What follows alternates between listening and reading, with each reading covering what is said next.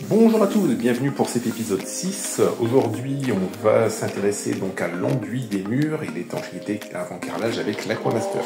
Alors, désolé pour le retard entre l'épisode 5 et l'épisode 6.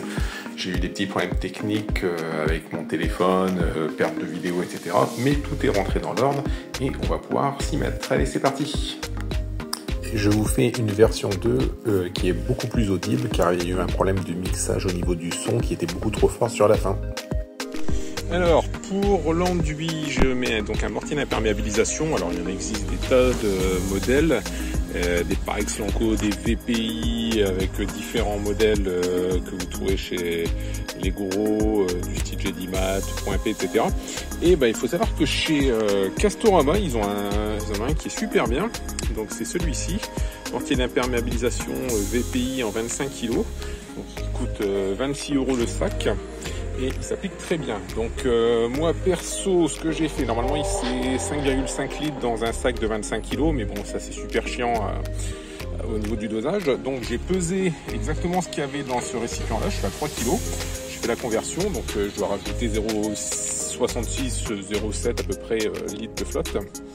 Et donc je fais mon mélange et ça me fait une petite quantité à appliquer. Donc ça se pose super bien. Il faut d'abord donc humidifier, donc faire votre mélange. Et après il y a deux couches à faire. Première couche dans un sens, deuxième couche, première couche horizontalement, deuxième couche verticalement.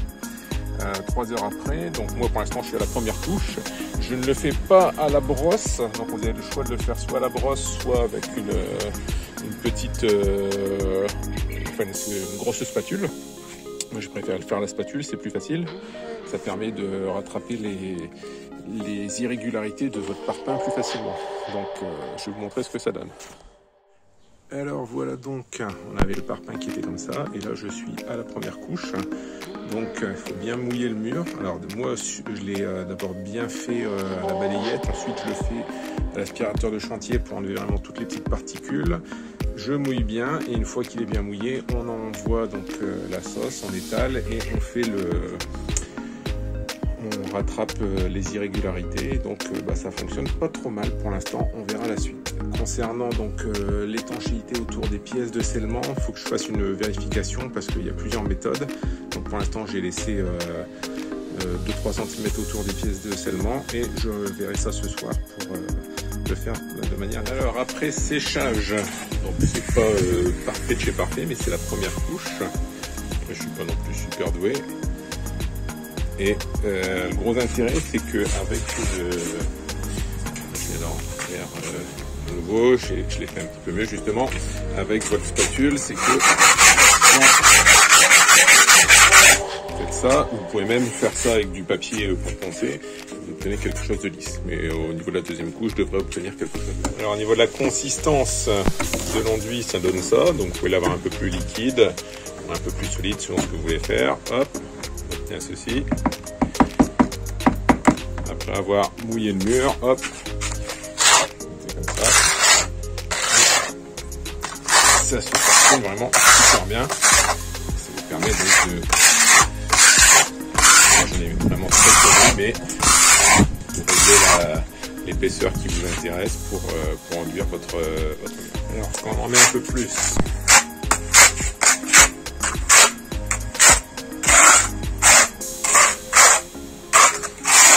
Ceci.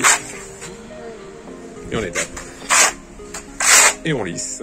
Au niveau de la niche pour la lampe, il y avait 4 petits tétons qui dépassaient, donc qui permettaient notamment de caler l'épaisseur. Et pour faire l'enduit, il vaut mieux les enlever. Donc je les ai fait sauter avec cet outil. Donc c'est un multi-tool. Ça, par exemple chez Lidl, ça coûte pas très cher et c'est ultra pratique parce que ça vous permet de scier et d'aller faire sauter ces petits tétons. Comme ça, on va pouvoir mettre l'enduit vraiment dans les coins, etc. et après faire une étanchéité. Juste avant de passer à l'étanchéité avec l'Aquamaster, donc on repasse sur le sol et on prend tout le moindre petit graton, etc. On gratte avec soit une truelle, et quand c'est le plus important, avec la disqueuse, avec le disque à surfacer. Disque à surfacer, on trouve ça sur Amazon, ça vaut une quinzaine d'euros, et ça permet de dégager vraiment tout le truc en béton. On passe la balayette, on passe le balai, on aspire à fond, et après on pourra passer on va passer donc à l'étanchéité du sol et puis des murs. Donc on va utiliser l'Aquamaster Evo qui se passe en 3 couches. Première couche doit être diluée à 10% avec de la flotte. Et après on fait les 2 autres couches. Alors normalement ce produit permet d'éviter les angles, les bandes d'angle, mais bon, en discutant avec des gens qui en ont fait, je suis un peu du principe vaut mieux avoir ceinture plus bretelle. Je vais quand même rajouter dans mes angles de la bande renforcée comme ça. Donc moi je vais utiliser ce produit, le Mapei Band PE120, donc c'est pas donné, c'est 37 balles les 10 mètres. Donc je vais mettre d'abord un peu d'Aquamaster, je vais remettre, donc ça c'est, on trouve la même chose pour les douches. Donc dans l'angle, et après je vais m'arboufler et ça fera un renfort supplémentaire. Alors, petit retour d'expérience, contrairement à ce que je vous racontais juste avant, avec le recul, je vous déconseille de mettre les bandes de renfort dans les angles, puisque, bon, oui, ok, ça renforce, ça c'est pas mal, mais une fois que vous allez devoir placer le carrelage, vous allez voir au niveau de l'angle, ça fait un léger arrondi, et quand vous forcez le carrelage dans les angles, c'est pas très pratique. Le carrelage a tendance à soit à revenir en arrière quand on le force, soit on est limite à percer justement cette couche d'étanchéité. Donc bon, je m'en suis quand même sorti, mais avec le recul, je vous déconseille de rajouter ces bandes de renfort, et vous pouvez simplement mettre l'Aquamaster sans aucun problème, c'est largement suffisant et c'est fait pour. Normalement, c'est un produit qui s'applique sans ces bandes de renfort. Alors, au niveau du tarif, c'est un produit qui n'est pas donné. On est à peu près à 90 € pour le pot de 10 kg. Et souvent, vous le trouvez à 190 balles pour le pot de 20 kg. Alors, vous ne le trouvez pas partout. Souvent, ça se trouve sur Internet. Et bizarrement, il n'est pas disponible tout le temps. Donc, il faut anticiper. Il ne faut pas l'acheter du jour pour le jour même pour une utilisation le lendemain. Moi, ce que je vous conseille, c'est de jeter un coup d'œil sur Le Bon Coin. On arrive à en trouver assez facilement. Et à moitié de prix. Moi j'ai pris un pot de 20 kg pour à peu près 100 balles et un pot de 10 kg pour à peu près 50 balles. Et au final, contrairement à ce qui est indiqué sur l'emballage, on en utilise beaucoup moins que ce qui est prévu, même si vous respectez les doses, etc. Et au final, j'en avais donc 30 kg et il y a un pot de 10 kg non ouvert que j'ai pas du tout utilisé, que j'ai revendu au final aussi sur Le Bon Coin directement. Alors donc là, je suis en train de mettre l'Aquamaster. Donc première passe diluée à 10% en eau.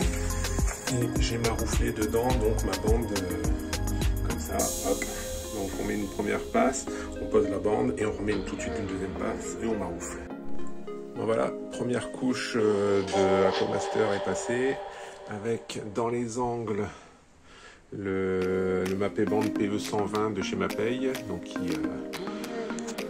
permet de renforcer l'angle, même si normalement il n'y en a pas besoin. On laisse sécher et bon, là je vais aller à la plage et deuxième couche ce soir. Bon, deuxième couche terminée. Je laisse ça de nuit comme ça à la fraîche et demain matin on se lève à 7h et on fera la troisième couche comme ça. 6 heures après on laissera prêt à carreler. Donc troisième couche pour l'Aquamaster, donc avec ça. Perso, je préfère le faire au pinceau parce que le rouleau, je trouve que c'est pas super pour vraiment les petites, les micro trous qu'il peut y avoir, etc. Là, le pinceau, ça permet de vraiment de bien y aller. On y va, hop, ça se fait tout seul. De temps en temps, je rajoute un tout petit peu d'eau pour bien qu'il reste fluide et qu'il soit plus facile à appliquer. Voilà, c'est terminé pour aujourd'hui. On se retrouve très prochainement pour l'épisode 7. Ne vous inquiétez pas, je mettrai beaucoup moins de temps pour le mettre en ligne. On s'intéressera à la pose du carrelage et surtout à la réalisation des joints époxy et toutes les dernières petites astuces pour réaliser une étanchéité parfaite. Allez, à bientôt!